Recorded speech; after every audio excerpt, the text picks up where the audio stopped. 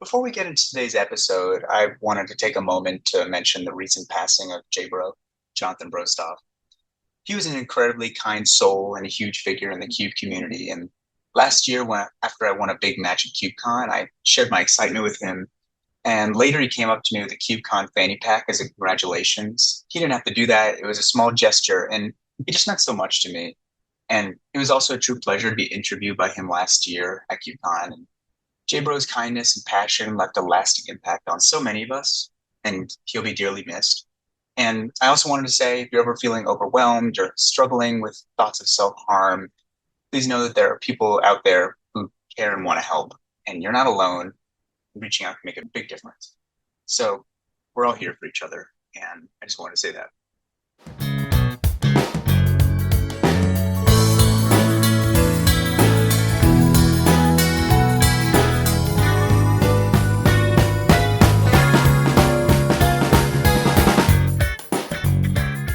Hey everybody, this is Ian Braverman, your host of Cuberviews. Welcome to the fourth episode. Today I'm joined by a really exciting guest here, new to the podcast, Micah Rahardjo. How are you doing today? I'm doing well, Ian. How about yourself? I'm doing great. It's a beautiful, cold Monday day. So, yeah, I've known Micah here for a while. We cube every week at Games IRL in Avon, Connecticut. If you're in the area, like I say every episode, come join us. We're always looking for more new cubers. We also rock climb every so often, work in the same city. So I see a bunch of you. Yeah, no, it's cool. I feel like I've known you for probably like 6 or 7 years at this point. But this year I feel like I've been seeing you a lot more. I know we ran into each other walking a bit back, ran into your family a bit. And then we ran into each other just rock climbing randomly. And like, yeah, as you say, we now work in the same city. So yeah, a lot of Ian, but been enjoying the cube as well. So yeah, thanks for having me on. Yeah, of course. Happy to have you here. And yeah, so tell everyone a little bit about yourself. I know you've been playing Magic for a long time. What do you tell us about your history with Magic? Yeah, sure. So yeah, I've been a Magic player for something like 13 years at this point. I have two older brothers who also they played Magic starting back in I want to say like 1999. So our family's history in Magic goes way back. But I initially started out with Draft. I also played some Standard, some Modern, some Commander. Eventually found myself playing Cube with the store owner of actually the place that we go for our LGS. And basically, since then, Cube has been my favorite way to play Magic. I also play a little bit of Pauper, Pauper Commander. I really like to keep up with all the formats, really, just because, love keeping up with new cards that could potentially be in cubes. So, yeah, huge Magic fan. Yeah, I mean, absolutely. I mean, that's the best way to find new cards just by keeping up with what the new hotness is, but also trying to find those spicy cards that nobody has seen yet. Yeah, no, for sure. And when you build a bunch of different cubes, and like I know, like yourself, where you've built like even sort of like different rules into your cubes with your bulk cubes, it's very interesting to kind of evaluate cards from multiple different lens when spoiler season comes out. So, I mean, I know a big thing that people like to talk about is like, oh, there's so many cards and spoilers coming out these days, it's too difficult to keep up with them. But honestly, I don't know about you, I kind of enjoy reading spoilers endlessly because it means that I get to evaluate cards and see how they might fit in some of the different cubes I've built. So yeah, it's been great. Absolutely. It's my favorite time when I'm at work when there's spoilers and I just keep checking my phone every 2 minutes, like, oh, what's the newest card? Yeah, no, they always seem to do it at around like they start the spoilers at like 9 or 10 a.m. So it's just like, yeah, the definitely as slow mornings come, you can kind of see the spoilers roll in. So yeah, Yeah. I know what you mean. And what do you do outside of Magic? Like, what do you do for work? What are some of your hobbies? Yeah, no, for sure. So I have been working at an insurance company for the past few years. I specifically do software and web development. So like I came into from school with like a background in like math and comp sci. So, kind of wanted to go into something related to IT. So happy with what I do now. Helps me meet also people that are kind of into similar stuff like Magic. I'm also really into lifting, so I've been doing like powerlifting stuff for a few years now. Um, big fan of other board games. So recently, actually, I'm not sure, I know you know Slay the Spire, Ian, Hmm. but the Slay the Spire board game that came out. So actually been playing a lot of that lately with my friends. Also just generally play a lot of video games too. So lots of hobbies there. Yeah. What's been your favorite game lately? Honestly, probably Balatro. I've Oh, been Balatro playing is a so lot of good. that. Yeah, no, it's great. I've been trying to work through getting gold stake on all the decks. I'm actually not that far away from it now, so I'm gonna probably need a new roguelike to come out so I can kind of satisfy that itch of just playing the same game over and over again. But yeah, You just got Balatro's to great. play it again on the phone. Just get download it on your phone and start from zero again. Yeah, that'll be dangerous to my productivity. So I don't know, but we'll see. Maybe if I get really bored on a plane, I'll install it beforehand. Yeah, I know that. I think that Sam's planning on doing that on his way to CubeCon. Oh yeah, no, that's fair. I can see that. That'll be a good way to pass the time. And tell us about some of your experience with cube design. I know you've built many cubes, many of which I'm a fan of, and I definitely plan on having you on for more episodes in the future to talk about more of your other cubes, like your vintage cube, your fateful hour cube, Pauper Commander cube. But today we're talking about your main Pauper cube. But tell us about your history with cube design. Yeah, so I started curating a vintage cube probably about 5 years ago. And so I guess to explain kind of how I got to building this Popper cube, which we'll be talking about today. So that was actually the second cube I built after the vintage cube. And basically, we were at the time my play group was playing vintage cube like almost every day. So we Yeah. were in college and we were playing almost every day.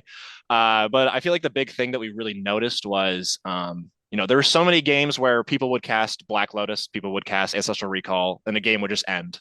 And when you play Vintage Cube, once in a while, maybe that's a fun thing. But when you do it day after day, sometimes it gets really frustrating when that's how you end up losing a game of Magic. So wanted to try and build something that was a little bit more low to the ground, where the ceiling and the floor within the power level of decks was a little bit closer.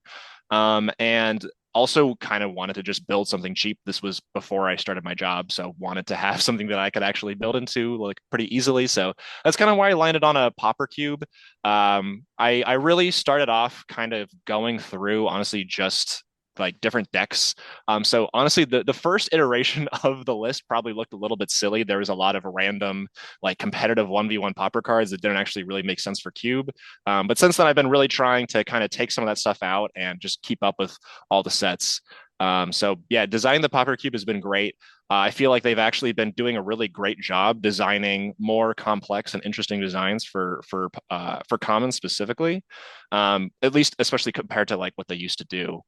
And then yeah, also Fateful Hour Cube. So I remember a while back, I guess a year or two ago, there was the Bolt cubes that you and Sam were building. So I kind of wanted to get in on that Was because that already a playing year or those, two ago? Oh my goodness. I want to say it was last winter. Yeah, no, we were Wow. we were playing those, and I mean, I remember loving those drafts. I mean, so I we'll probably be talking about it a lot more as we go on, but I'm a big Aristocrats player, and both of your Bolt cubes I remember had really nice Aristocrat support, and it was really fun to just play a crazy opener and just beat someone on turn one or two. I remember actually playing one game against Charlie where he played turn one Jackal Pup and I cast Strangle on turn one, and that was the end of Oh the game. yeah. We'll definitely So have you on for another episode to go in depth on that cube that and Bolt Cube in general. It's so fun. yeah, no, I love it. But rarities restricted cubes I love. I mean, my first cube that I ever built was I think my senior or junior year of high school, and I was with my friend John Evan in his basement, and we were like, "Have you heard of cube before?" And I was like, "No." And we just he had thousands and thousands of pieces of bulk, and we just started pulling out cards, and that's how it happened. Uh, and we drafted my peasant cube when I was in college at least 100 times. Just like, and it was so fun. And we, like you said, we both have a love for limited booster draft. So while it's nice to have the vintage cube experience, which is high power, crazy magic, it's also nice to be able to, without having to spend 20 bucks or whatever at your game store, just pull out a Pauper or peasant cube and be able to have a limited like experience. Yeah, and I think that's really the biggest thing, right, with Pauper Cube is you're not going to be doing anything super insane and super flashy. You're never going to cast, I don't know, like Fractured Identity and just completely swing a game with one card like that. A Yeah. lot of the interactions are a lot more I guess they're a lot less impactful. And a lot more of it about it is like building up incremental advantage, building up card advantage, and trying to find like the most efficient ways to do that. And I think it's really fun to do that in Pauper. And yeah, I've played your Peasant Cube as well, and I think that's really fun. Honestly, if I could go back, I feel like uh, rarity restricting my cube so is also Peasant would be great, just because there's so many great design choices at Uncommon in terms of being able to kind of build out, I guess, what they like to call signpost uncommons so that people kind of know what direction to try and move their draft in. Because admittedly, while there are better designs and there's interesting things to point you in a direction, a lot more of your decks in a Pauper Cube when you're at common are going to be more so just, here's a bunch of efficient creatures. A lot of the decks are going to feel that way, at least. There's a few things that I tried to make it so that you kind of actually are pushed into specific directions here. But most people, I feel like the first few times they're going to probably draft this, it's going to be more so, hey, I found just a pile of nice cards in two colors, and that's kind of what my deck ended up being. Yeah, it's really interesting how Pauper and Peasant Cube are so different. And you would think that they would be similar. I mean, they're both no rares or mythics, no big flashy bombs. But while I think that Pauper, we'll get into it later in the episode, Pauper Cube definitely has had an explosion of really interesting build arounds. I think that in the past there were less, but that's I think a big differentiator between Pauper and Peasant Cube is like you said, the signpost uncommons or just kind of more bomby cards, but there definitely still are bombs in Pauper Cube, which we'll get into. Oh yeah, And no doubt, no doubt. and what decisions have you made to maybe differentiate this Pauper Cube from other Pauper Cubes? I know that I've played this cube multiple times. What about this Pauper cube makes it different from others? Yeah, I think the big thing, so the main Pauper Cube I feel like I've tried to compare this to when kind of comparing is kind of I guess it's called the Pauper Cube, I think is just Yep. what they call the list. I think that one has But like it's 300 followers or something on CubeCoder or more, maybe. It's yeah, huge. it's a pretty widely followed cube. I want to say, like, obviously, like the MTGO Vintage Cube is higher, and there's a few other like legacy cubes that are definitely up there. But I want to say that the Pauper Cube is also pretty high up there. I mean, they have their own website. I know that there's a team. They usually like to release articles after different sets drop and kind of evaluate just quickly, which cards might be worth putting in. Yeah, there's like a whole Um, Pauper cube committee or something. yeah. I think something like that. Yeah. So I think the big thing where I wanted to go different was there's a lot of different themes that they tried to push in the Pauper Cube. And so I didn't want to just copy those exactly because at that point, it kind of just feels like, by really making my own cube, I wanted to source that cube for different ideas in terms of what I was doing with mine, but didn't want to like one for one copy their archetypes. So I know green white has like a heavy emphasis on like plus one counters, for instance.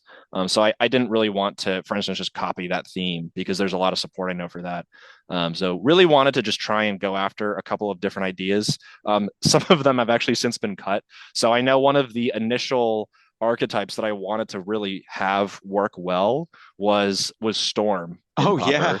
Pauper, because you have access to like Empty the Warrens, you have access to Chatterstorm, and if any of you have played like competitive 1v1 Pauper and you played before Chatterstorm got banned, it Yep. was, it was a pretty crazy deck.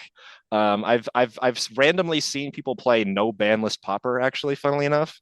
And one of the big decks people like to play is Chatterstorm. Storm with Chatterstorm is the payoff, I guess. And it's pretty crazy because you have access to like first day of class, which a lot of people are in this cube. Actually, I like to use it as a way to go infinite with like persist combo. Yeah. But if you use it with Chatterstorm or if you use it with Empty the Warrens, you can pretty much immediately swing for lethal Yeah, it's like at the an top insta win end. combo.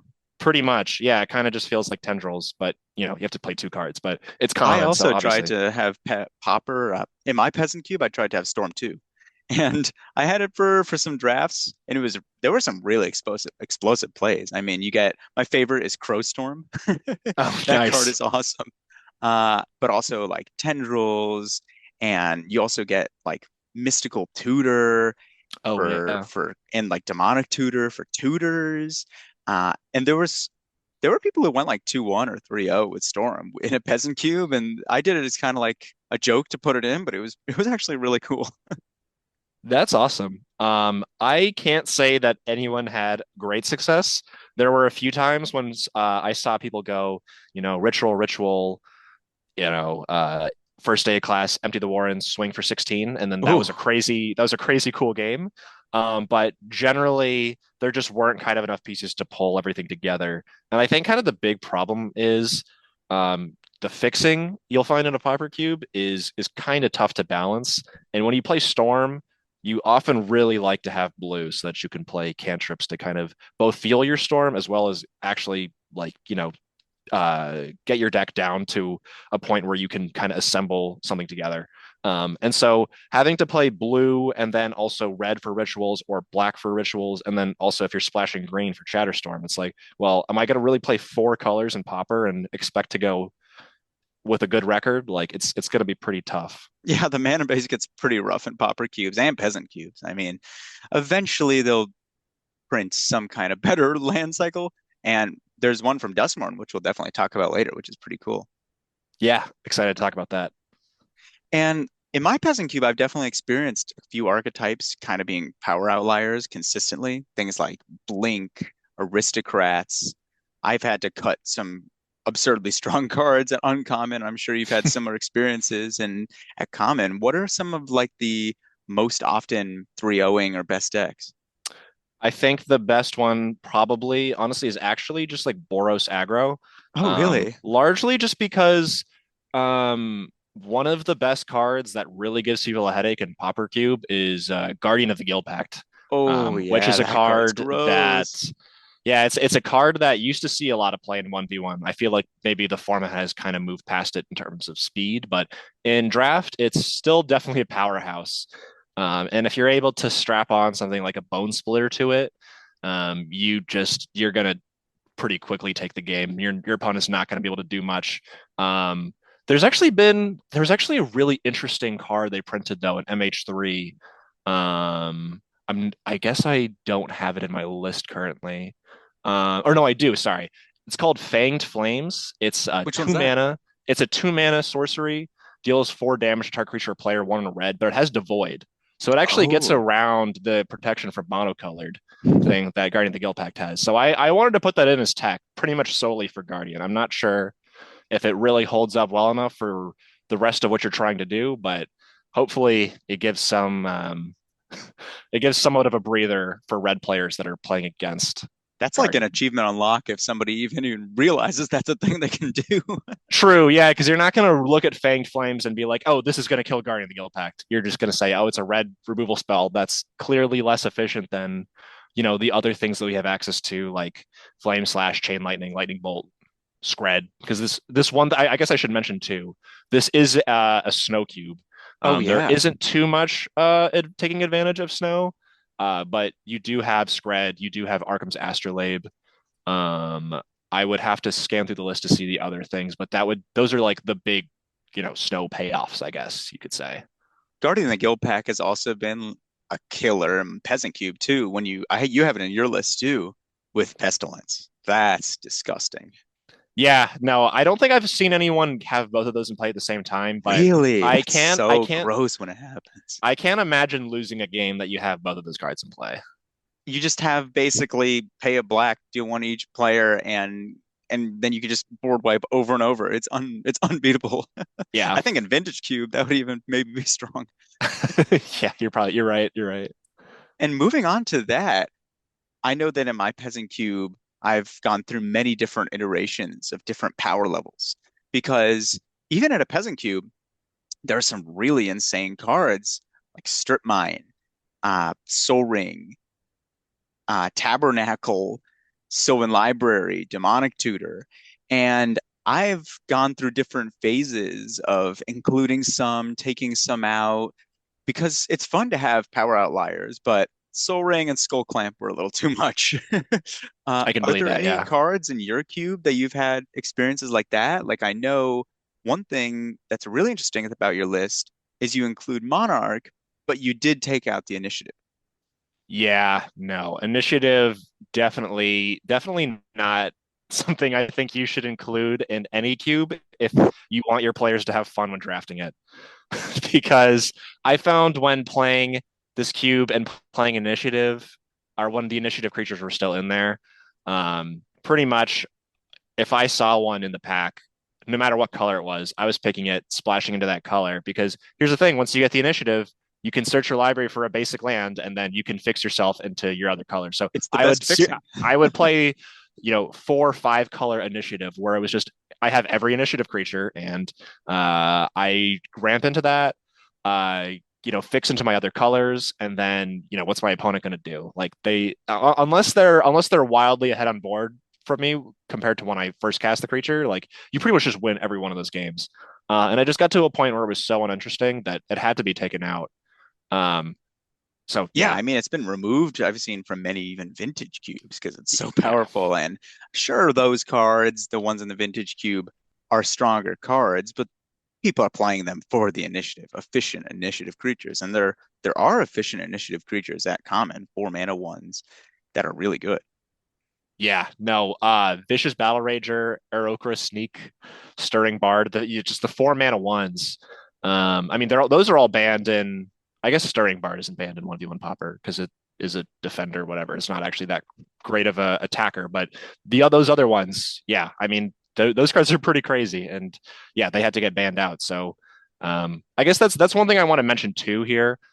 Is while this is a Pauper cube, I'm not adhering to the ban list as long as the card's been printed at common and was eligible for legality in Pauper at any point.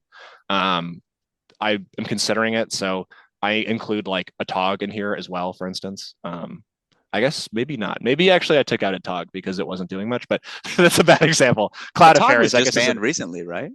a Tog. I think was banned in the last 2 years. Yeah, they have to keep banning cards from Affinity without banning the artifact lands, basically. Yep. You know, so It's like they keep banning around cards in other formats. Yep. exactly.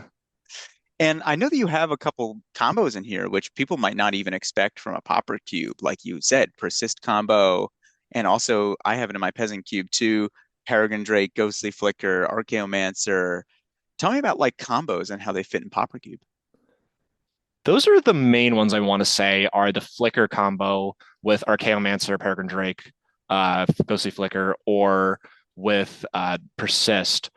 There isn't really any other like Splinter Twin, I win the game right now things. Um, and I Other guess than that's Guardian of the Guild Pact and Pestilence, that feels like. I guess it kind of is. That kind of does feel like Splinter Twin, right? I mean, there's a few like, there's like Dread Return, and then you could play that with like, I don't know, Troll of Khazad Doom, and that feels kind of cool. But yeah, I mean, combos and Pauper Cube, people definitely don't come into the draft expecting that they're going to come out with a combo deck. Honestly, when I play this cube with my play group, with my friends, we no one typically goes to draft either of those things. Occasionally, I'll go for persist. I don't typically go for the blink stuff. It's actually kind of funny because sometimes a pack will literally have Peregrine Drake and Ghostly Flicker in the same pack, and no one realizes really because they're It's a not thinking weird about combo. It's like a 3 card combo that a lot of people don't realize, but it. Doesn't even it's really very win you the potent. game by itself either. You still need another thing too because it just gives you infinite mana, really. Yeah, you need another thing to blink. It's like a Yeah, 4 card combo, really. yeah. Like you want like a Mole Drifter or you know, I, I guess there's a few other things you could get to. Or an Impact Tremors or something. Impact Tremors, yeah. Yeah, and so what are your like favorite things about building rarity restricted cubes? Because you also have your Popper Commander cube. What do you think are like the big reasons that somebody should build a rarity restricted cube? One of the biggest reasons, I mean, I just think it's really cool to play with commons because, one thing that you think about Magic is like, well, rares and mythics, they must be strong, or uncommons, rares, mythics, they all must be stronger than commons. But when you go through the list of all of the commons that have been printed in the history of Magic, and you see cards like Lightning Bolt and you see cards like Counterspell, it's like these are really simple designs, but they're very efficient. And it's really cool that Wizards goes and prints cards like these. Just I just think it's a lot of fun to go through these lists of different sets, and when they release these new sets, especially because they kind of I feel like they keep continuing to kind of push some of the commons. Like I know we'll talk about Duskborn in a minute here, but like just common, I don't know, it's just kind of great to draft with these different cards. So yeah. Absolutely. And one thing that's really interesting about Pauper Cube that we mentioned before is the lands. It's the same with Peasant Cube. It's very hard to get untapped lands. And I think that's one of like dual lands. And that's one of the reasons that I think there's kind of idea or like a stereotype that aggro is not very good in Pauper Peasant Cube. But it's really interesting to hear you say that it's one of the best decks, like red white.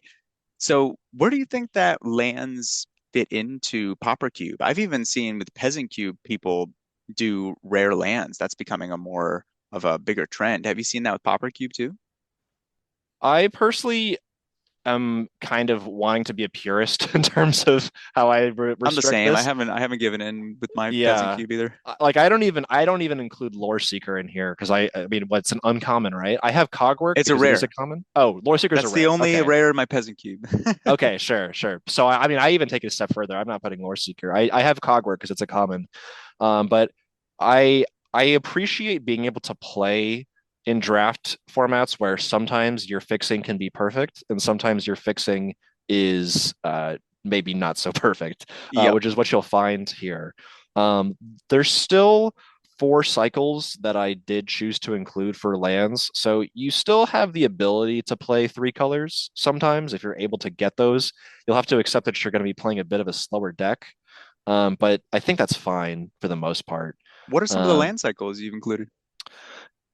Ravnica bounce lands are one of them. Oh, bounce Those lands are, I think bounce lands are insane. I have them in like my high power cubes too. I think they're card draw. They have combos bouncing like MDFCs back to your hand. I know that's not as much of a thing in Pauper. Things like landfall. Bounce lands are really good. Yeah, no, but the bounce lands probably feel like probably the best land cycle that you want to go for. I I think some of the best actually cards in the cube, maybe. They're just card advantage. They're so good. I actually used to include a lot more like stone rain effects because I specifically wanted to not make people have such greedy mana bases Oh, where wow. they were playing bounce land, like where bounce lands are just the most powerful thing. But then people were like, I don't like getting stone rained. So I took out most of those. There's still a few, like actually one card that I know this is kind of past the topic. We were talking about cards that are maybe too powerful. But one card No, that we I can still talk about it have in more. here, Yeah. one card that I still have in here is Sinkhole, which I know Oh, I is used to have Sinkhole in my peasant cube. I keep being tempted to put it back. yeah, I know that that can be a very miserable card for people. So I still have that. But I It's wanted so to sick. dissuade people a bit. But I think bounce lands, while you can have a most powerful land cycle, I guess, in a cube, and it's fine, right? In in any cube where you have fetch lands, they're almost certainly going to be the most powerful cycle that you have. So you gotta have a strongest one. So I think that that's fine. In terms of the other ones, I've included the It goes downhill fast. yeah, that's true. That is true. I will admit that there are the tap lands that enter and gain one life. I've hmm considered swapping those with the tap lands that enter and deal one damage from OTJ. Yeah, that's an interesting, like, which one to include. I've also thought about that. I think it's more interesting to slow down the games of Pauper and make it more grindy. And so I think gain one life incentivizes that game plan a little bit more than deal one damage. If Boros is the strongest deck, Boros is really going to want to have that red white ping land, but blue green ramp or something like that doesn't care about dealing one damage with their land. They're much more interested in gaining one life. And Have then you hey, if you considered get doing Simic like a Growth broken Chamber, land cycle? Like doing maybe for red white, the ping one, and for other ones gain one? that could be interesting. I haven't thought about that, but it's definitely worth considering. Just because, I mean, on the flip side of that, obviously, if you're playing red white aggro, you don't really care about a land that's gaining you one life. So No. it might be interesting to kind of go in that direction. Um, And the tap lands can be so bad in an aggro deck that I've seen people in like red white aggro ignore the red white enter tap lands because they're just like, sure, they're fixing, but there's such a tempo loss. So maybe it'd be interesting to make it a little bit more of a reason to play a dual land in red white. Yeah, that's true. The other ones would be the new landscape cycle from MH3. Oh, those are so good. The three color ones. Those are actually just really sick because I mean they're untapped and then they can fetch one of three colors. Cycling is going to be a bit sketchy to do just because you do need all three of the colors, but it is a possibility. And if you're playing three colors or less, which in this cube you probably should be, these lands are just strictly better than Evolving Wilds and Terramorphic Expanse, which Yeah. are cards that I think are worth playing in most decks anyway. So it was kind of nice to have this land cycle where kind of pretty much everyone can have access to an Evolving Wilds in their deck. And then, there's not just three of them. I think there's three effects like that at common at this point. I guess four if you want to include like Ash Barrens. Hmm. And then finally the bridge cycle from was it MH2 was the bridges or was it MH1? Yeah, I think MH. Yeah, I think MH2. Yeah. MH2. Yeah, it is MH2. I'm looking at them right now. And the bridges were maybe a bit better when there were more of the stone rain effects going around because you can't stone rain them. Yeah. And the I guess one thing too, I did take cleansing wildfire out. Oh, I that's think such it's a kind fun of a cool combo, thing. though. I think it's kind of a fun thing, but it just didn't really come up enough where you were playing a bridge and then also finding your cleansing wildfire. I That's mean, also it is another thing that a lot of people don't even think about. that's true. Yeah, no, for sure. I mean, it's kind of a weird thing. You read cleansing wildfire and you're like, what am I supposed to play this in? Like if you're playing a pauper cube where, no one's playing Gaia's Cradle. You don't need to cleansing wildfire your opponent off of Gaia's Cradle or something. But hitting a Like bounce land feels what are pretty you good doing in still. this? That's true. That's you're right about that. Yeah, so that's really interesting. And I mean, going back to the cycling lands, I right now just include one in my peasant cube, the Jeskai one, because I have a cycling theme. But I probably Oh, should sure. just put all of them in. I mean, they're really strong. But one question I have for you is, why are you not including any of the typed dual lands? I have, for example, in my peasant cube, a couple cards that can tutor up like a forest or something. Have you considered putting in typed dual lands? I originally had the snow typed dual lands. Um, honestly, probably they're better than the bridges just because I play all five of the Lord of the Rings like land cyclers, Oh yeah, that's great. which they're able to find any typed duels or typed tri And they're lands also if just so that's relevant. strong, all of them. Yeah, those cards are crazy good. So with those that entire cycle, it's probably worth playing those over the bridges just because there isn't a whole lot of reason where it's like you need to have an artifact land specifically. There is Sojourner's Companion, Frogmite, so there's some affinity for artifact Oh, okay. stuff. So if there is artifact, then that makes sense then. Yeah, and maybe it's not the best idea to have that because it's just there's not a whole lot of top end payoff that you can have for affinity. So it could be worth trying to maybe pivot out of that You could do a and broken including land cycle again. The decks that are more artifacts, you could have those in. Or... that's true. Yeah, no, definitely is a really interesting idea to go with that. Because I mean, if you're playing probably like if you're playing blue green for instance, you might really want to have access to the type duels Yeah, because you're playing Lorien Revealed, you're playing what is it, Generous Ent, and then Farseek type effects too yeah, that's would great all with get that those. sort of stuff. So yeah, that's In my that's a good peasant call. cube, I have it as a little bit of a meme in there, but I do include the slow fetches because I think it's so funny to be able to fetch get a duel. Bad River. It's literally called Bad River. Yeah. Bad River for the Alp for the red wolf like blue black snowland or whatever. It's so janky and everyone says this is terrible, but it's so funny. Yeah, that's awesome. You just have to wait three turns to use your land. Yeah. And so, what have been some of your most favorite, like, memorable moments or interactions that you've seen in this cube? I mean, I know that you're cubing, like, even still, like, constantly. Like, even when you're not at our cube night, you're doing like one-on-ones and stuff. So, what have been some of your favorite things that you've seen recently, or just ever? Favorite things that I've seen ever. I guess I kind of spoiled it with talking about the moment with the storm thing earlier with Yeah. the first day of class and to empty the warrants. That was really cool to see someone do that. Just because you're not expecting someone to cast zero spells in a game of Pauper and then one turn go, spell, spell, spell, and then just swing an entire army of goblins at you. I'd honestly say that's probably the most memorable thing that memory that I have from the Cube, and that was also pretty early on, maybe like the first or the second time that we played it. Oh, cool. So that was a really cool one. Other than that, I mean, I'd probably just be biased and say something like some sort of aristocrats play that I saw happen, but that's also just that's also just me really liking aristocrats. Yeah, we have a joke in our play group that if Mike is at the table, you're going aristocrats. If I'm at the table, I'm going blink. You know what's going down. Yeah, it's mostly true, honestly. I feel like we do find ourselves going into that quite a bit. I've been Honestly, when you're trying not it. at the table, I go aristocrats. That's funny. Maybe I should start going blink whenever you're not there, Yeah. just to freak people out. And when Kyle's not there, I go reanimator. We all have our little things. Yeah, that's funny. And so, what have been some of your favorite cards from Dustmorn that have come out? We already mentioned the 13 life lands a little bit. What do you think about those lands?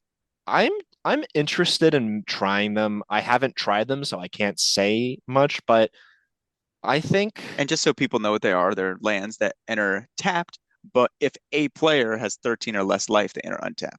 right. Yeah. Then that's a key thing. It's both you and your opponent. I didn't realize that Um at first, which is really interesting. I actually seem to remember thinking that it was only opponent when I first read the cards too. I thought it was But only you. I think my biggest problem with that land cycle is the time when you want your duels to come in untap the most are like the first 3 turns of the game, right? Or like, not the first 3 turns necessarily, but like the first couple turns of the game. Whereas with these, they're probably not going to come into play untapped until like turn 5, turn 6.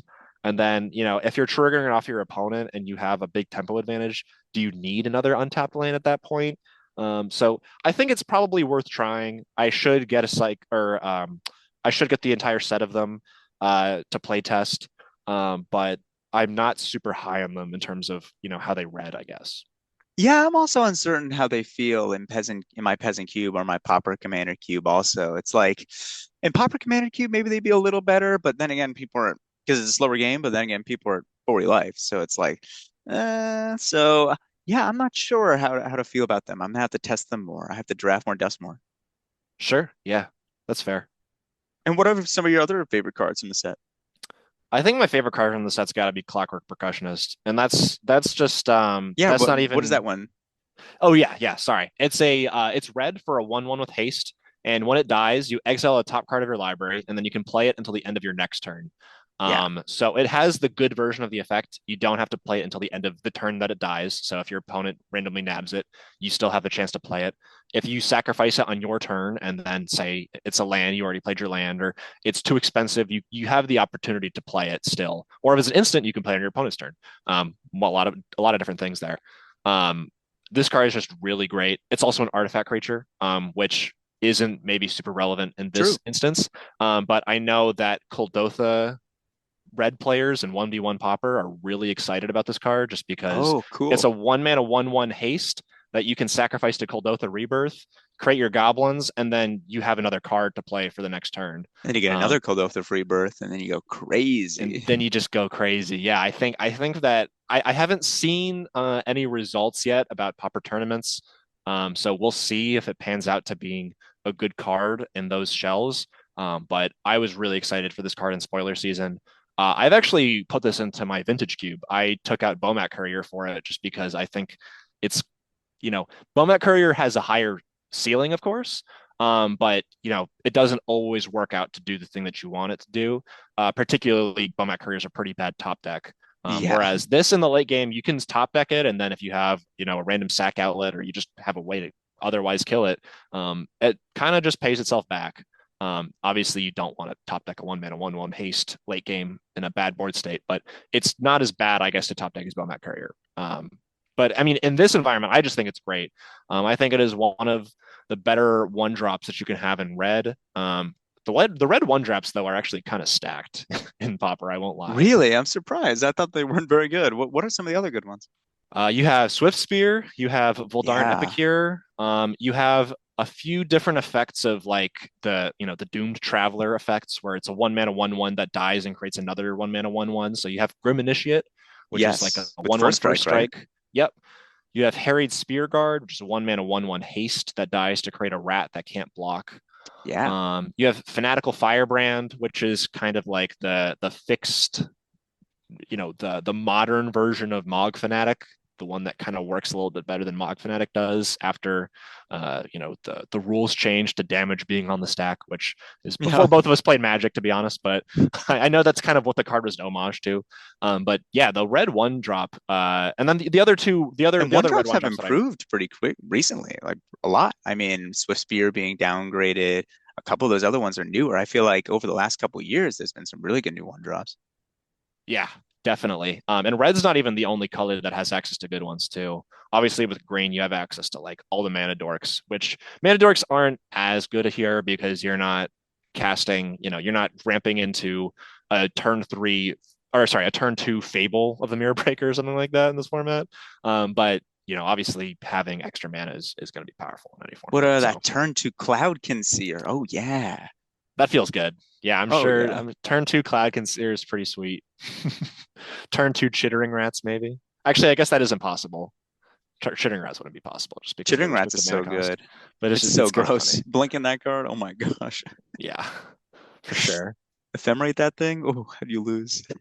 Definitely. Cool. Well, let's jump into a pack one, pick one from the cube. We got a pretty cool pack here. You want to read it off for us? Yeah, so we have Chain Lightning, Witty Roastmaster, Accursed Marauder, Search Party Captain, Azurfleet Admiral, Perilous Landscape, Golgari Rot Farm, Ardent Elementalist, Quick Study, Blastoderm, Minimus Containment, Bajuka Bog, Archaeomancer, Diabolic Edict, and Fireblade Artist. So, do you want to give your initial thoughts, or would you like me to give mine? I think it's pretty funny that Arden Elementalist and Archaeomancer in the pack. That's Take fair. one, wheel Yeah, the other. There we go. How do you lose? true, true. But If yeah, you're I mean, Ian, it's a pretty strong pack. I mean, Blastoderm, I feel like used to be like 10 years ago, the like one of the best popper bombs. And also Archaeomancer. I know it's a joke, but I love that card. I mean, getting in an ephemerate with that thing or Ghostly Flicker and maybe even trying to get toward the combo is so strong. I mean, Witty Rope Master and is can do so much damage. It's probably one of the best red aggressive creatures. And then if you pair it with any kind of token, it can be so good. But I have a best card in my opinion, and I want to know what you if you think it's the same. I want to know your opinion first. so I am immediately jumping to Chain Lightning here, and that's largely Oh, because I love, I'm an Aristocrats player, so I'm usually going to find myself drafting red black something along those lines. So Chain Lightning is a card that I really like to go for. If I had to pick like a top three, I would think Azurfleet Admiral and Minimus Containment. Minimus Containment just being a nice O-ring effect. We haven't talked a whole lot about it, but they've printed like a crazy number of O-ring effects, like new ones, just over the past few sets, yeah. um, just like randomly. So, but the effects are great. I guess is the point I'm trying to get at. And then Azurfleet Admiral just becoming the Monarch is pretty insane. So Azurfleet Admiral has been one of the best cards even in my peasant cube. Like Sam is obsessed with that card. That card is so strong. I mean, you become the monarch and then you basically have it forever now. I mean, yeah, until they kill it, you just keep taking it back. And it's also like basically unblockable if they take it from you. So you get damage in, you can blink it. It's that card. I think that's my first pick, and but it's a good pack, definitely. yeah. I think that you probably are making the most correct decision to win the most games by picking that card. Because as you say, you are going to be the admiral, or the admiral. You're going to be the monarch, Yep. pretty much forever. Also, it's a 4 mana. You become the monarch, and then also it's blue, so you have access to blink. So if you, for some reason, like I don't know why you wouldn't be able to attack. Maybe you need to hold up a blocker. Or you can even Or if just blink they, it. yeah, Yeah, if they steal it, and you can become the monarch before they get their draw. Yeah, that's true too, actually. Yeah. yeah, but really interesting, cool pack. I mean, Pauper Cube is so fun like this because it's like we were just talking about. We were talking about like 8 picks there. I think a Curse and Marauder is also a really strong card from MH3. I have that in my Rakdos cube. That card is amazing. Being able to always hit a relevant creature. So that's one of my favorite things about Opera Cube is it feels like it's such a balanced playing field. There's so many interesting first picks, and it really feels like you have a lot of agency when you're opening a pack compared to sometimes something like Vintage Cube, you're like, I have to ah, pick I have to Mox, take Black unfortunately. Lotus. Yeah. No, no doubt. It is kind of annoying when you're playing those sorts of cubes. I mean, I love Vintage Cube. Honestly, it's probably what I play the most. But it is annoying when you see a card you really want to play and then sitting right next to it is Mock Sapphire. Yep. I mean, you can't ever complain that you're playing Mock Sapphire, but at the same time, it's just like, oh, I really wanted to play Here's my jank Soul whatever. Herders combo piece, but oh, Yeah, there's a Black Lotus. yeah. Yeah, and there isn't that much of that feeling here in this environment. Yeah, I agree. I mean, with the exception of like Guardian of the Guild Pact and Pestilence, which I feel like, we've talked about Yeah, a lot Pestilence already. is a power. My gosh. And then maybe like I don't know, maybe you would consider Lightning Bolt as like a you must pick this card or I don't feel uh like that way, but it is very good. that's Definitely. fair. Well, Micah, it's been awesome having you on today and definitely plan on, like I said, having you on more. Is there anything else you want to say to the listeners? Uh well, not really. Yeah, thanks for having me on and excited to talk about more Cube with you. Yeah, it's been great. Absolutely. And I hope everyone has a great day or night or whatever time you are. And please subscribe and like and everything and stay tuned for more episodes. And have a good night, everybody. Have a good night, everyone.